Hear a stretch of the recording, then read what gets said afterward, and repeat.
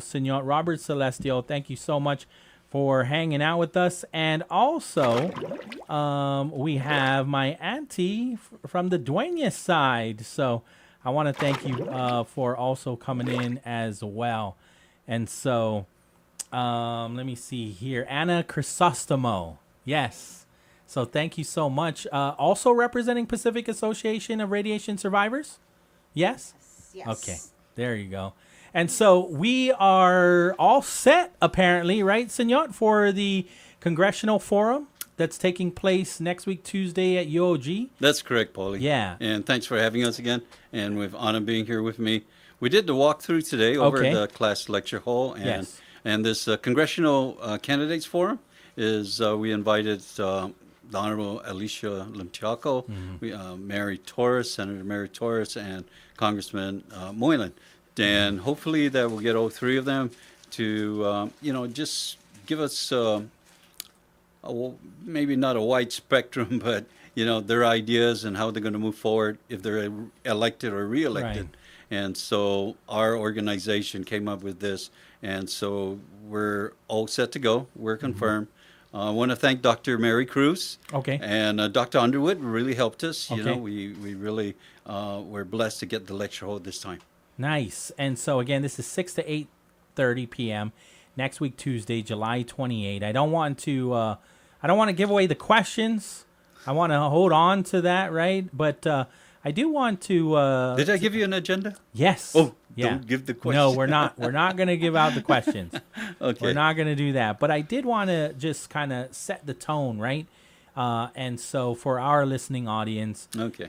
we understand that that Pacific Association of Radiation Survivors are a number of great people that have come together for how long now? How long have you been organized? 26 years. 26 years. 26 years. We started with the late Dr. Paris, Dr. Chris Paris, Okay. and Dr. Youngberg at that time, Dr. Guzman, and a whole bunch of other, in the beginning was Speaker and Pinkel, Senator Angel Santos, and remember William Brady, our health visitor, went with me to Washington to testify before the National Academy Science. Then we have Lieutenant Bert Schreiber, who was the lieutenant here. He was under a top secret clearance. He couldn't say anything. Right. And so I met him and went visit him in his house and used his sworn testimony to get Guam, in the picture.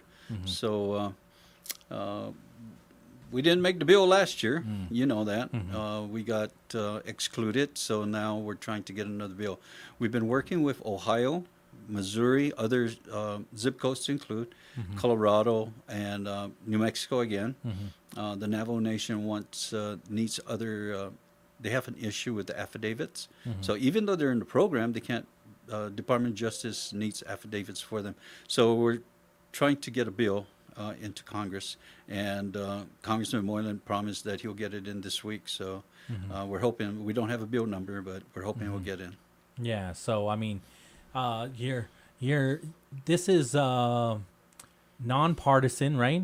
So Right. It's his responsibility to get it in there, right? So it's not an endorsement for Congressman Jim Moylan, right? No, it's not. Right, It's yeah. how could I say this? He's the one driving the wagon right now. Right now, yes. So Right. whatever needs to be done in Congress, we have Sure. to go through. And we had a briefing. We had Congressman Bell from Missouri, and we had Congresswoman Titus. She gave her testimony that they're going to support the bill, and Congressman Vasquez also testified, and myself with Tina Cordova and Linda Chase and others trying to get So many people working behind the scenes. those states. Yeah. Those states I just mentioned. Those are Yeah. the states we're trying to get into bill. We're going to add, for Guam used to be 1946 to 1962. Yes. So in this bill, I've convinced them to change it to 1946 to 1992. It'll give a larger amount of people to qualify to be eligible for the compensation. So before it was only individuals within that time frame, 46 to 62. Now anyone on Guam for 1 year if our bill is passed, that it goes all the way up to 1992. So that's a good thing. And a lot of also additional diseases. We included renal cancer and renal diseases because I told him that Guam has a high rate of dialysis. Right. And I was on dialysis. And so I understand what they're going through. Right. And so that's in the bill. And, and the good thing is that they can't kick us out of our own bill like they did last time. Right. Yeah. And so, can you briefly walk us through the media briefing that took place last week? I remember you shared with me. I was able to watch a little bit of it, where Lily Adams and Kevin Davis from the Union of Concerned Scientists had a media briefing to present a panel with several congressmen and congresswomen. Yes. Yeah. Yes. Yeah. It was quite extensive. Yeah. It was the media rethink. Okay. And her name was Mac. Okay. And a lot of media, national media, picked it up after Right. that. And I even got interviewed from a military media. I forgot her name, Newberg. And Okay. she wrote a story, a very good story about, because I'm not only representing Guam, but I'm representing, we added the Inuit Cleanup veterans, which I am one of them. That we went to the Marshall Islands from 1977 to 1980, and we built that dome out there. And out of 6,000 of us, there's only 280 of us alive today. So we included in the bill. So that briefing was a congressional briefing, and Congressman Moylan did his spiel, and the other congressmen and congresswomen did their, support for their constituents. And then I spoke for Guam, and Tina spoke for New Mexico, and the others spoke for their state. So it was widely media-sized, if you want to, if there is such a word. So it went national. Sure. Yeah. Yeah. 81 people were on the Zoom briefing, and Yes. so many wanted to share the stories as well. Right. They did. Matter of fact, I was getting my phone was going to explode because they kept calling me. Can I talk? Can I talk? And I said, I'm not. And I had to, I couldn't let them in, because I wasn't in control. Right. But it was kind of. Some of them were upset. Yeah. Yeah, some of them were upset because they really wanted to talk. Yeah, but it was. We were chosen by Lily and Mac from the Rethink Yeah. media. So. Yeah. Yeah. But it was good. It was really good. We just expressed what the bill was going to entail. Okay. We gave them a draft bill, and also our people here Okay. in Guam had the PARS group had a lot of input. Yeah. What we wanted in our bill. Yeah. So. You have some more friends. I'm not sure if they wanted to speak or they're just here to support. I think she's just here. Just here to support. Yeah. Yeah. Did she want to come in? I'm not sure, but when we take a break, I Okay. can always have a conversation cool. with them offline Excellent. and see if because I can even go on to the other side. Unfortunately, we're having technical difficulties with the microphone, and I don't want to unplug too many things, and then we're just completely off air. No, I But, understand, yeah. but great. I'm glad that Anna's here and they're Yeah. here. We had different groups from the different committee. We call it Yeah. the CCF committee. Yeah. The Congressional Candidates Committee, and half of them came to the walkabout this morning at 11, and then they came here, and then tonight we have the finalized meeting over at tonight at 6. Right. But I think before I forget, I want to invite all the supporters for all three of them. The supporters for Alicia, for the supporters of Mary Torres and Congressman Moylan, to come on Tuesday. That's what I'd like to do, Right. is see them come out and support them and support us, PARS, so they'll understand why we are fighting so hard for so long and what the program's all about. And it's to get the Radiation Exposure Compensation Act. It's a bill, but there is a program since 1990. Right. And what it does, it gives compassionate payments to those who feel that their health was harmed through nuclear exposure. Not only nuclear blast, but with uranium mining and with toxic waste and stuff like that. So the program extended all the way up to last year, and Idaho, Utah, Missouri, and New Mexico were included as downwinders. We were excluded with Colorado. So in that briefing meeting, Tina mentioned that thousands already have received their $100,000, and it was so touching when she was saying that. She said that they were telling her it's life changing. That for the first time they got $100,000, and that they were able to pay some of their bills, and that was exciting to hear. And she said that we fought with them for 16 years. We've been doing this for 26, but with them, that group, we've coordinated for 16 years, and they're really blessed. So by them gives me a lot of hope that Right. if we get our bill passed, our people in Guam will be able to apply and get their $100,000. And not only that, in this new bill, we're asking for health benefits. Right. Yeah, Right. and so Because many it's not things. even just $100,000 to put in your pocket, like you're sharing too. So many struggles within the families to pay for all of these health expenses that led up to. And Yes. so, like you said, bills, right? So people would be using this money to pay back so much of the cost, And no, and no, even sometimes more than 100,000. we upped it to 150,000. I don't Yeah. know if it makes it. Well, it will make a difference. 150,000, and you're right. Not only for the bills, but for medication. Right. A lot of times they can't even get medication. Travel expenses. Exactly. So many families that we know of have been separated from their fathers, from their mothers, from their brothers and sisters, because somebody has to stay behind. Somebody has to stay home and continue to work, and they leave, and sometimes they're with cousins, sometimes they're with, extended family members, right? And it's not ideal, but for so many people, we understand that we do what we have to, right? Yeah, and especially believe it or not, almost every month or a couple of months, there's always a fundraiser somewhere. Right. And my son has to go to a fundraiser, and I said, "Where you going?"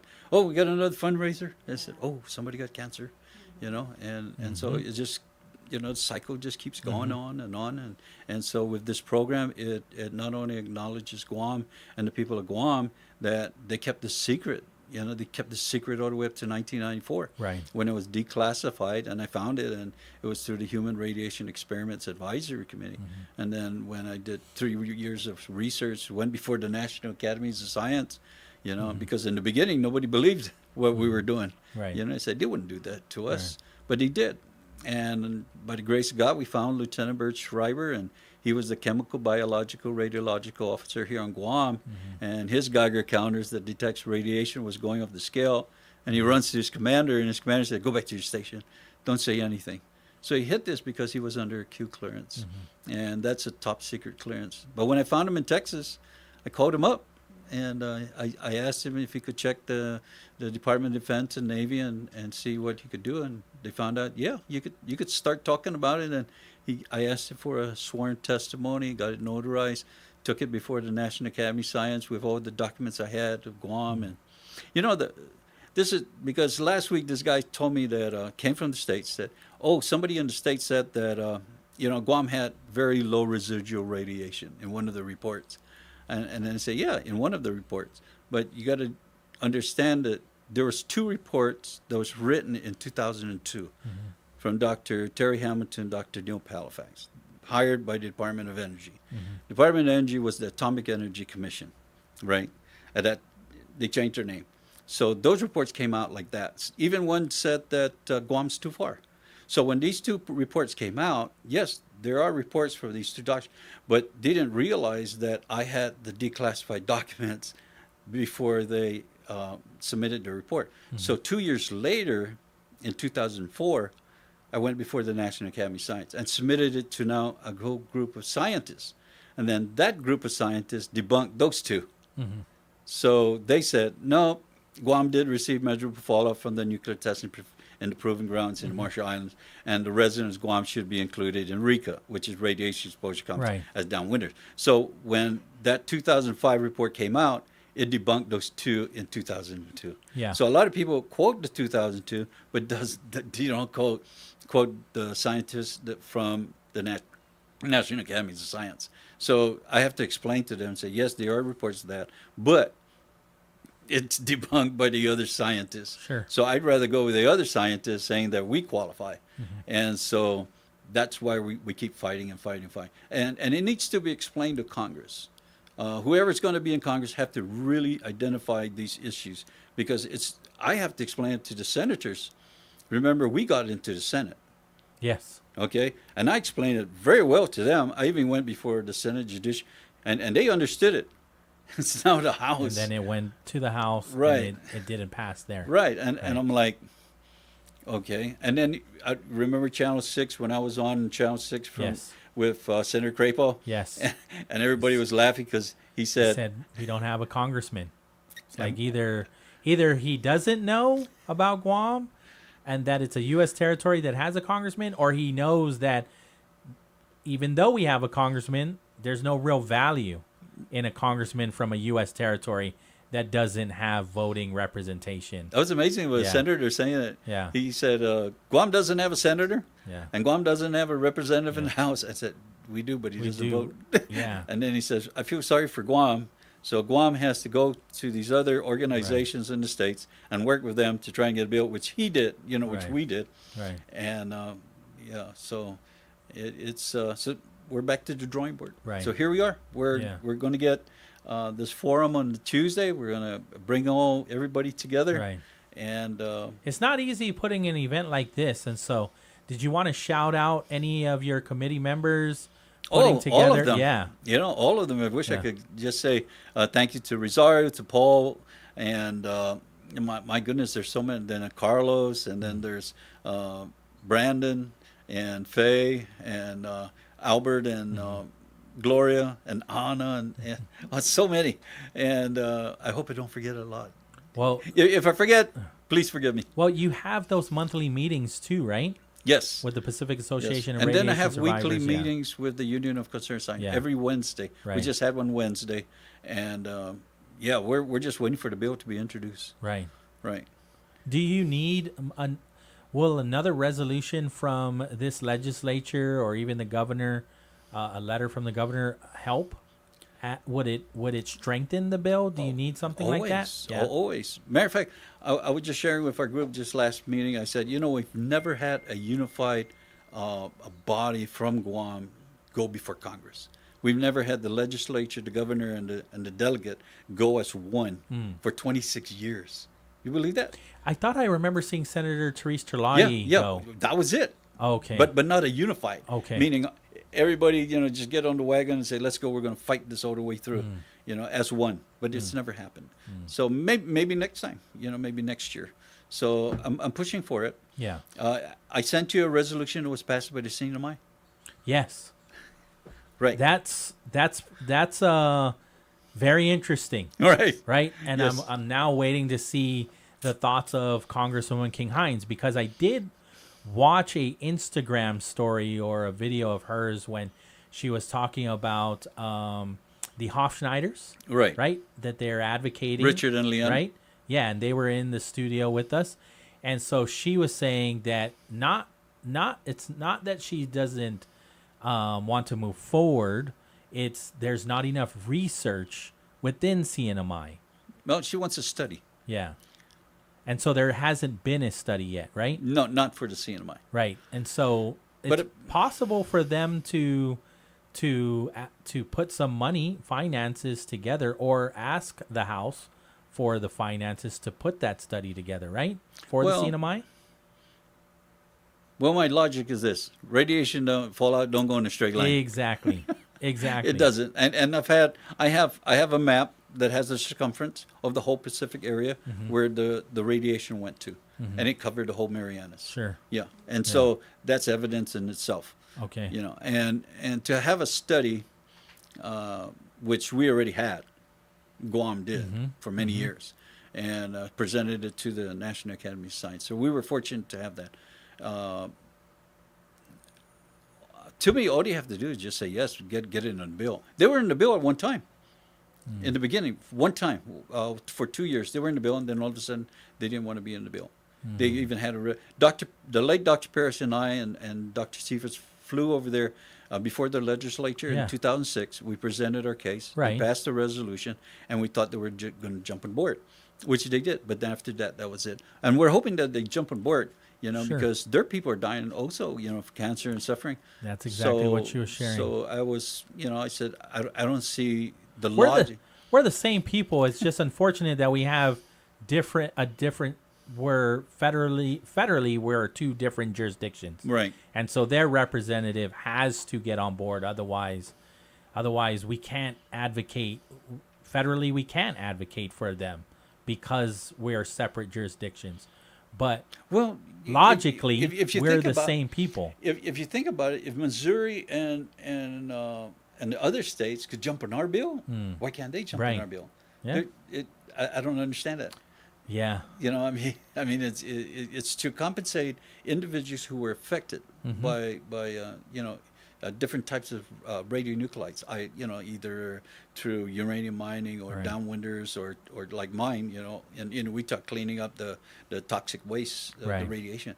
So they could jump on board anytime, and I hope they do, Mm-hmm. because their people are suffering also. Mm-hmm. And so, I've been supporting them. Yeah. Yeah.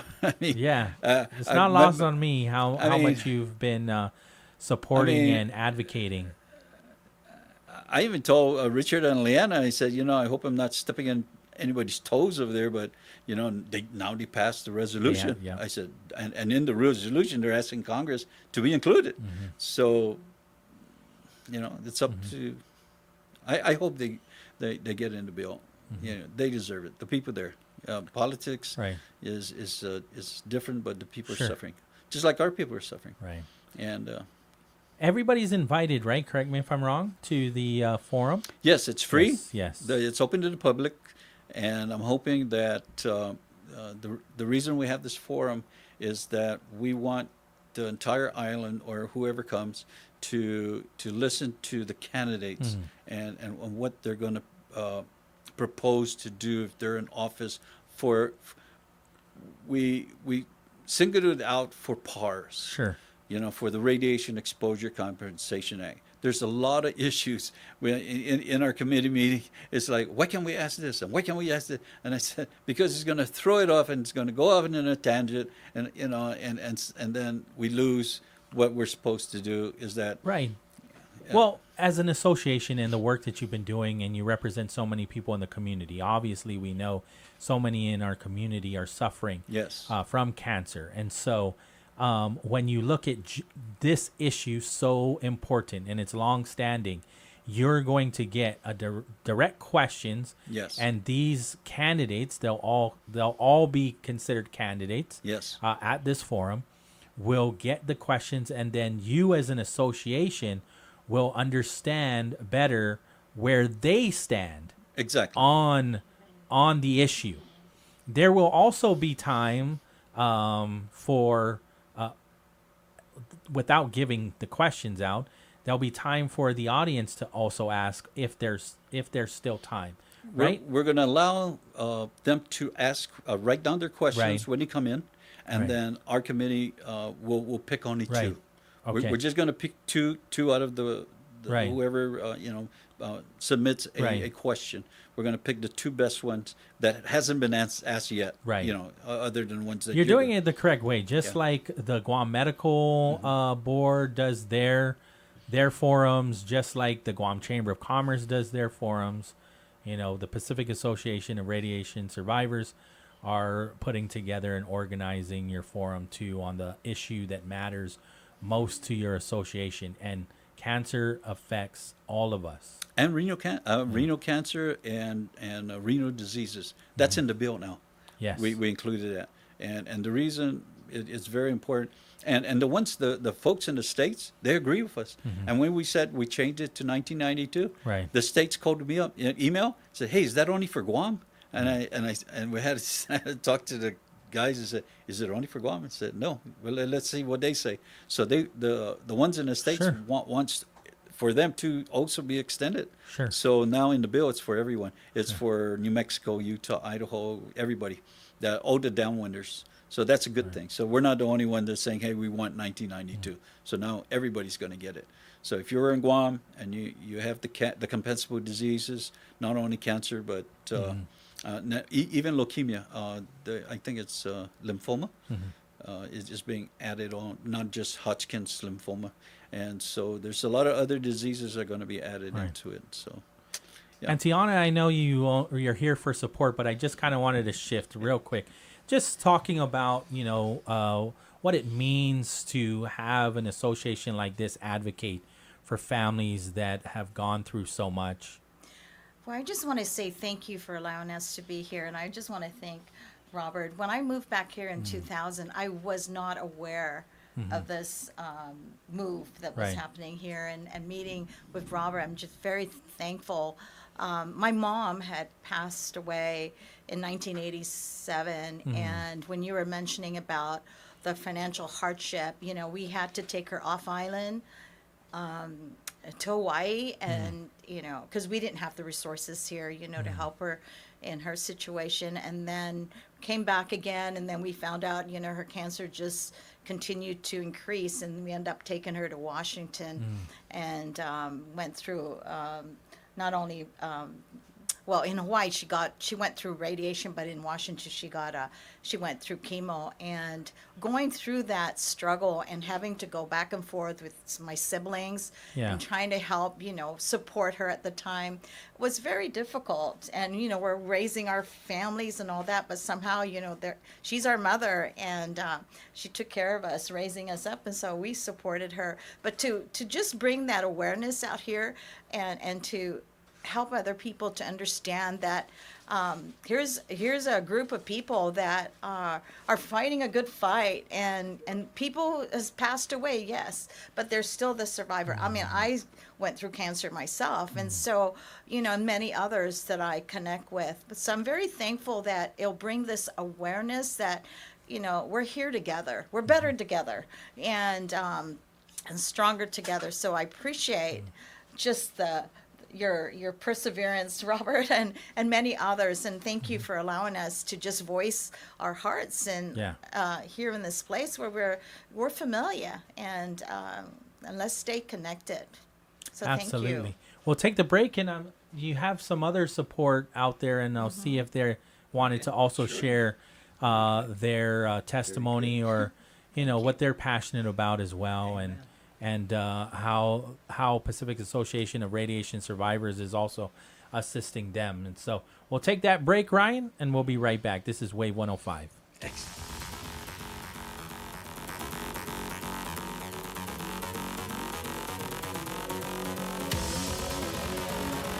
3:41 in the afternoon, and right about now it's time to check the roads of Guam as we help you move forward along with Guam Auto Spot. All right, let's check out the handy dandy map. All right. As always, let's check out Route 1 because it seems like it's building up in certain areas. If you are currently right now in front of the at the ITC intersection, north and southbound, you're going to feel some slow-going traffic. Traffic does build up on that area, regardless what time of the day. And then moving right along, going into Route 30, that is Governor Camacho Drive, coming from the hospital pretty much. On that intersection, southbound pretty much backed up, and then if you are on Route 30 trying to get onto Route 1 on that same intersection, you're going to feel some slow-going traffic there. That was your traffic report as we help you move forward, proudly being brought to you by Guam Auto Spot. Don't forget, you can check them out on their website, set up a test drive, check out their inventory, GuamAutospot.com, or you can give them a call, 671-478-AUTO. We're going to take a short little break. When we come back, more of the bright side right after this. The The views and opinions expressed on this program are those of the show hosts, guests, and callers, and do not necessarily reflect the views of the staff or management of Wave 105.1 FM, Glimpses Media, or our partners. We strive to provide quality, respectful, and engaging content, and we welcome you to participate in the conversation.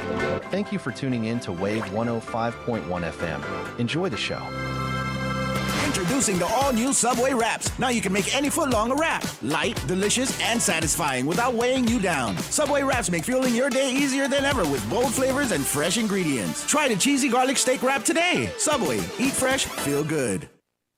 Hungry and need gas? Mobile's got you covered. Now through July 31st, Mobile Smiles app members can enjoy a free 6-inch Subway sandwich with every minimum fill-up of $30 gas at any Guam mobile station. Available exclusively on the mobile app. It's an easy summer win. Fuel up, open the app, and enjoy the rewards. Not a member yet? Pick up a Mobile Smiles card at any mobile location and register today. Mobile and Subway, a great deal for the summer. See store for details. Explore, snap, and share for a chance to win a round-trip ticket to Taiwan. Join the Guam Photo Hunt and visit iconic landmarks and hidden gems island-wide.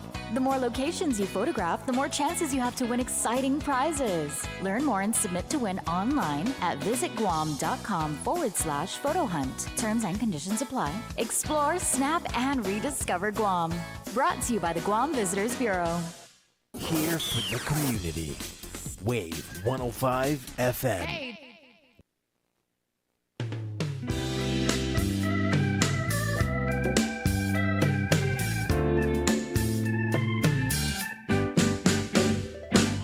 Shubop, shubop, my baby. Shubop, shubop.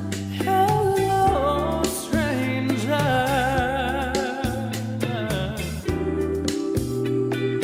Seems so good to see you back again. 3:44 in the afternoon. Welcome back to the show. Once again, this is the BrightSide right here on Wave 105. Standing by, Mr. Pauly Suba. Buenas. All right, welcome back. And so we're going to take a wide shot on our YouTube channel of our friends representing the Pacific Association of Radiation Survivors. And so, Senor, if you can introduce them for those that are watching on our YouTube, we again have Auntie Ana Crisostomo in the center, Senor Robert Celestial, and then our other friends. Mr. and Mrs. Mears.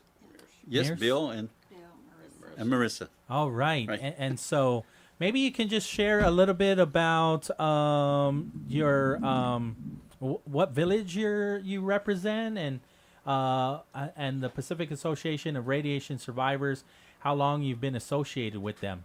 And you can kind of lean in. Okay.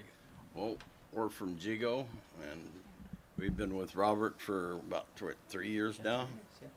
And the wife is one of the victims, I guess, of the radiation fallout. She's been a cancer survivor for 43 years. Wow. So Wow. it's just need to get people to understand what they did. Right. And they need to be held responsible for what they did. And then they brought the ships over here and decontaminated it. And all that decontamination went right down into the water. So our food source and everything. So, yeah, they just need that. Well, I thank you again for, when you have a group of people that come together and organize in this way, right? It puts more pressure on our leaders, right? Especially our delegate, because you see the importance you see people backing up an issue and a concern, right? And so our whoever is going to be the next congressman or woman should know exactly what Pacific Association of Radiation Survivors has been doing for these last years and why it's important, according to yourselves, right? That's the whole reason why you continue to have, you understand the importance of a delegate to get the RICA passed, because this has been long-standing, working We would hope with so. a number, right? We would hope so. Yeah. We've been hoping for so many years. We've had Congressman Robert Underwood. We've Mm-hmm. had Congresswoman Berdalio. We've worked with St. Nicholas for a short while, and then now with Congressman Moylan. It's been a journey, and we've done almost everything that we could as a group. We've reached out to those in the states. We've worked diligently with the Union of Concerned Scientists. They understand because they're going through the same things we are, and we're going. We have the same cancers as they do. The only difference is that we don't have a vote in Congress, and so you're absolutely right. The next candidate has to have the understanding and what you call it? I would even say the fortitude. Well, intestinal fortitude is they have to have the guts to go before their what you call it, the Senate and House and say, I wish they could speak like Senator Hawley. He brings this little, platform and he brings all these pictures and shows his colleagues and he explains it well. And so I wish we could do that. Go before the House and show the pictures of all the people of Guam, say, hey, we're no different than New Mexico, we're no different than Idaho and Utah, and we deserve the same benefits that they're receiving. Man, July of last year is it's just that thousands of them now in the briefing that we mentioned earlier, they're saying that it's life changing. They're able to pay their bills. They're able to relax a little bit now that they receive this compensation that was due to them. And I felt like we were left out, but we qualify. And they know we qualify. The Senate knows we qualify.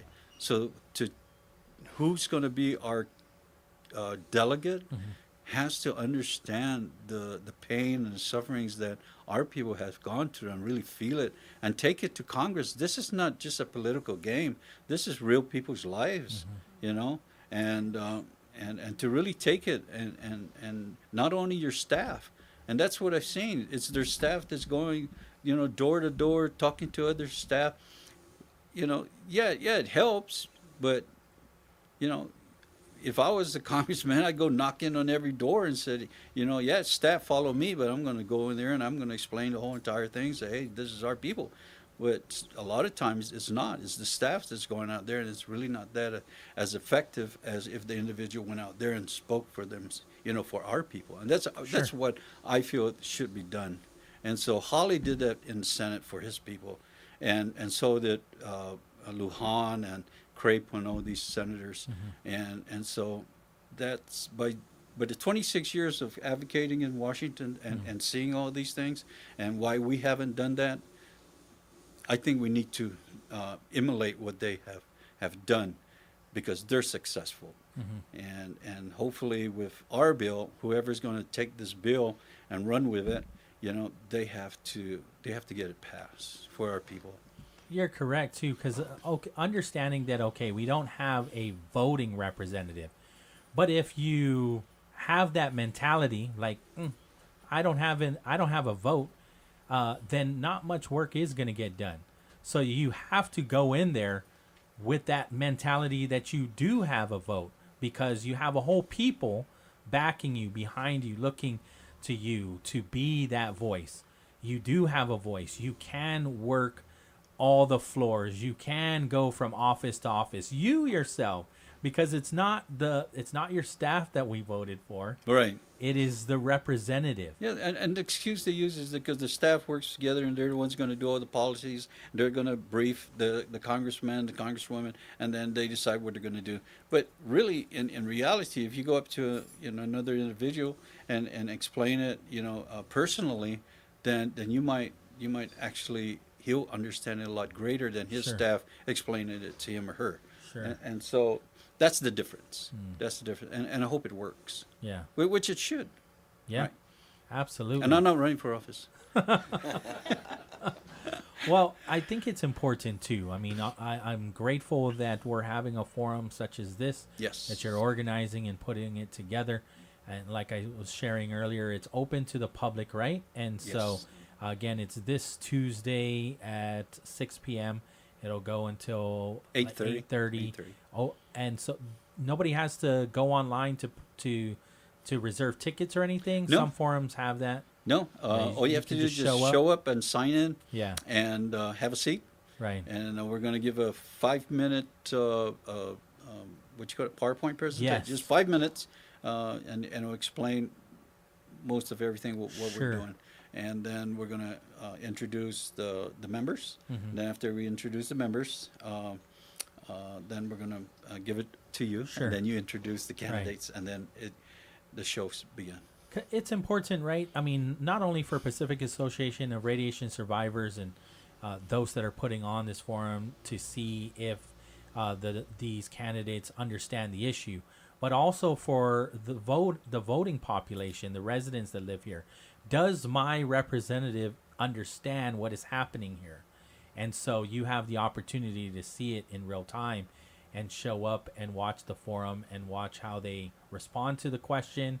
Decide for yourself if they truly understand what it means to advocate for those that have been exposed to the radiation downfall, right, downwind. Yes. And then how are you going to address some of that? Again, I don't want to continue to go down that road because I don't want it to sound like it's a question that will be asked. So, but I think the candidates understand. I sat with each one of them. Yeah, when and PARS and they is presented hosting, all right? the information. They have all the information. Right. I sat with Mary and Alicia. Yeah. And Moylan understands. So they all have, a general idea. They have a general idea. Yeah.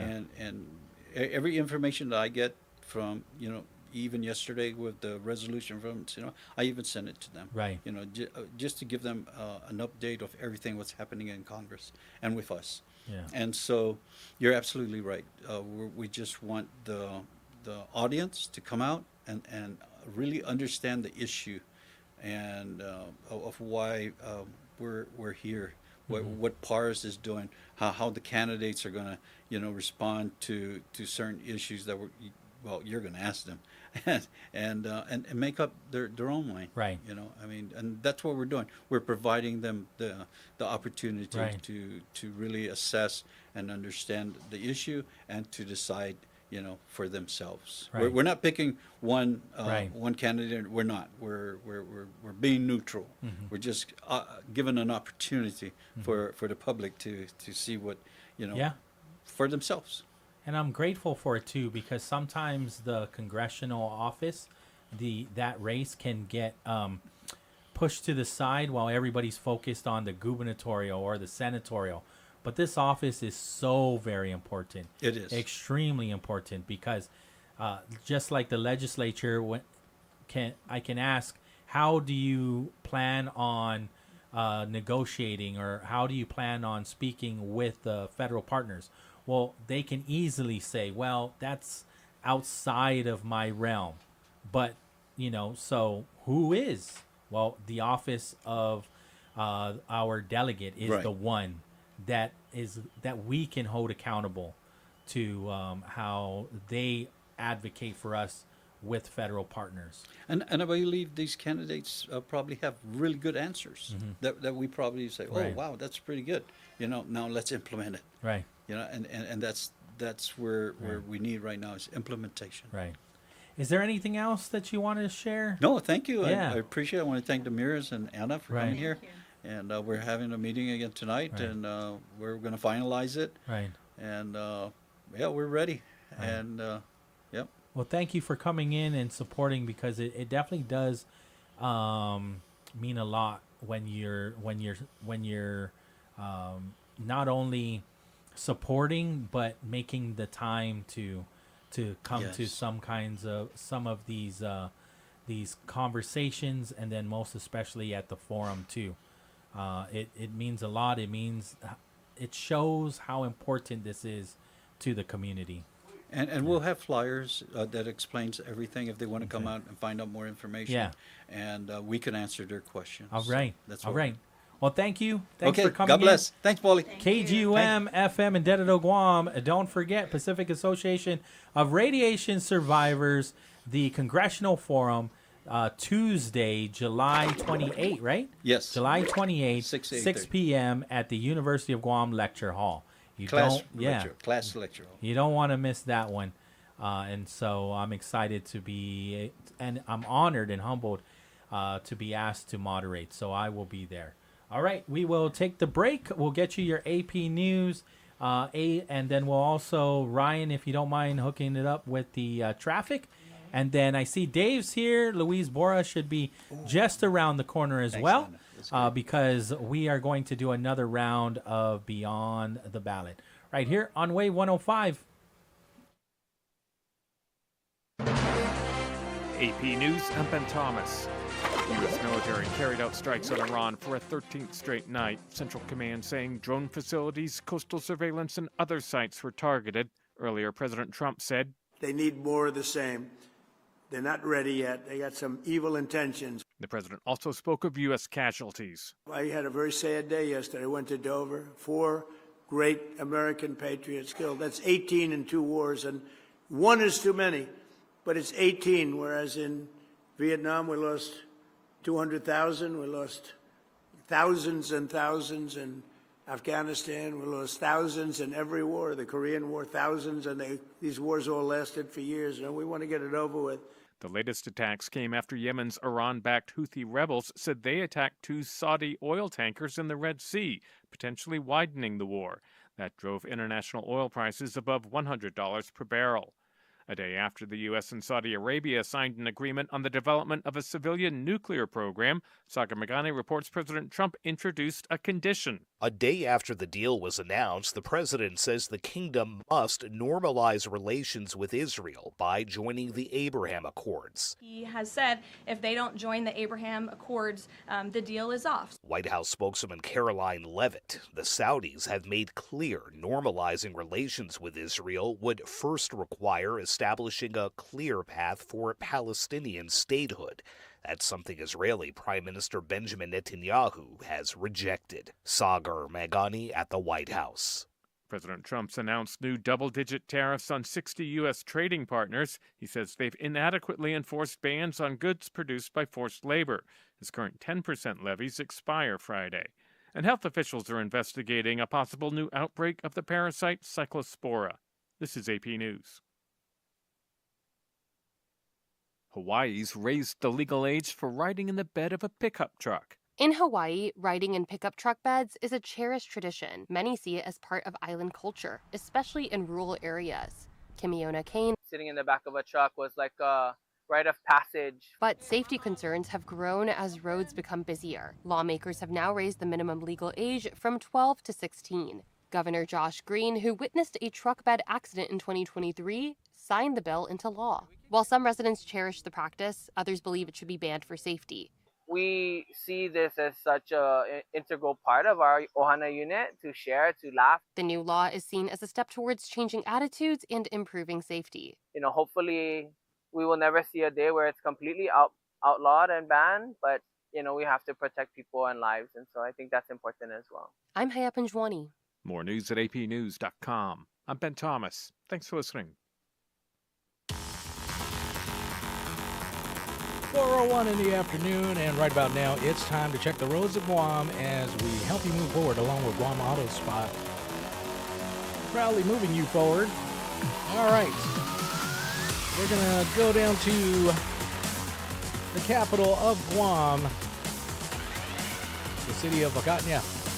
If you are currently on Route 1 right about now, and you are on Route 4 at the Chief Kapua intersection, on Route 4, if you're trying to make it onto Route 1, you're going to have some slow-going traffic there. All I see is a long red line, so just be patient. You'll get to where you need to go. Moving right along, staying on Route 1, and if you're coming off from Mighty, Route 8, at that tri-intersection pretty much, on Route 1 connecting to Route 8, slow-going traffic going up northbound and southbound as well. And Route 8, you're going to feel some slow-going traffic if you're trying to connect onto Route 1. Just be safe. Give that braking distance between you and the car in front of you, and you'll get to go where you need to go. All right. That was your traffic, a look at traffic as we help you move forward, proudly being brought to you by Guam Autospot. Don't forget, you can check them out on their website at guamautospot.com. Give them a call, 478-AUTO, or check out their inventory, guamautospot.com. All right. When we come back, it's going to be Beyond the Ballot. In-studio guest, Senor Dave Duenas and former Senator Luis Borja. They're coming up with Mr. Pauly right after this. You're listening to KGUM-FM Dedido, Wave 105.1 FM, the Talk of Guam, a proud Glimpses media radio station. As Guam recovers from Super Typhoon Bavi, GTA is here to help you stay connected and keep you moving. For a limited time, get $400 off any new premium smartphone with eligible plans. Or bring your own phone to GTA and receive up to $300 in account credits. To support your recovery, you'll also receive a free $100 76 fuel gas card. Terms and conditions apply. Visit any GTA retail store today. GTA, we start with you. It all connects. The girl who walks for hours to bring home the family's water, the school she can't attend most days, the breakfast she didn't have, the rain that hasn't fallen in months, the danger around the next bend, her little brother's belly laugh, her mother's hug, her dreams of being a teacher, an engineer, the mayor. All the reasons life is both so hard and so beautiful. It all connects. But so do we. For children